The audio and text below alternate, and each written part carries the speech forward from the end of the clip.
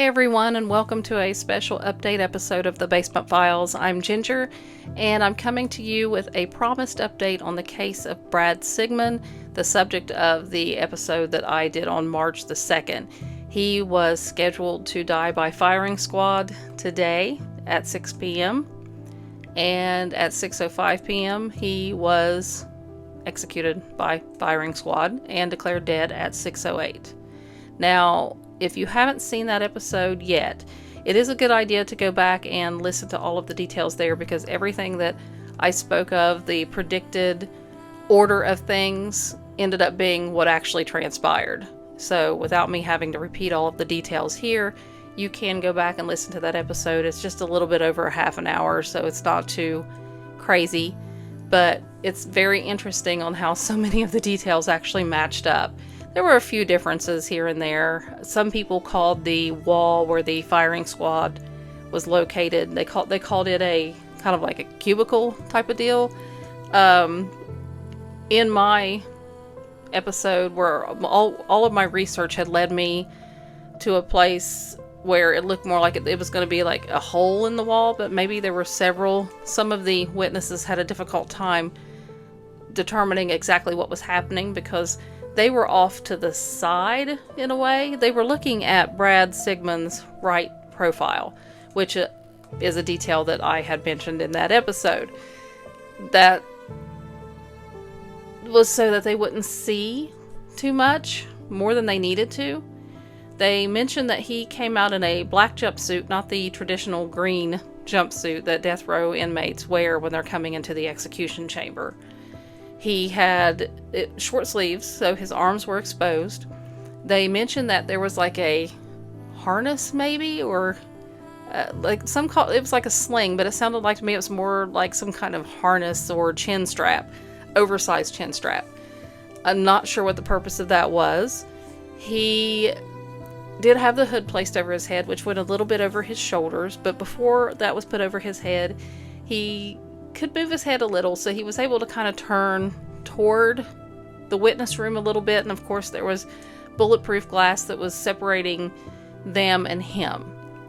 Well, his attorney had said some things to him, and there wasn't much else. It was 6:05 came around, and the order was given. It was carried out. It was quick. The witnesses had earplugs because apparently the shots were very loud and a little startling, I suppose, that some of them kind of jumped or gasped a little bit because of the noise and just how sudden it was. All three shots were done at the same exact time, except one, they said it sounded like that it was a little bit behind the others. So, I mean, negligible. It obviously didn't make much of a difference. As for the target that was placed on his chest, they don't know where it went. It could have gone in the floor. They just don't know. Or maybe it was just completely decimated, but they couldn't see. And then there is the blood aspect, which they actually talked about when the witnesses were giving their statements. They noted that there was maybe, and I'm going to wrinkle my nose at this. Those of you that watched my last episode when I was talking about this probably remember my facial expression. What I'm doing right now is probably not much different. And it's a detail I debated on covering, but the witnesses talked about it in the press conference, and it's that they saw maybe a little splash of blood when the bullets hit. And they said that they saw a little bit of red, which I was trying to figure out because the jumpsuit was black. So I'm not sure how they saw what they saw. The basin under the chair, and that's another thing that I mentioned in that episode, was that there was a catch basin at the bottom of the chair, but there apparently wasn't enough blood for it to really catch much of anything. So that was it. The witnesses, once it was done, the curtain was pulled over the bulletproof window, and they were all escorted out, and that was it. And then three of the witnesses came out, talked during the press conference to let everyone know what they saw, how it was carried out. His Brad Sigmon statement was read.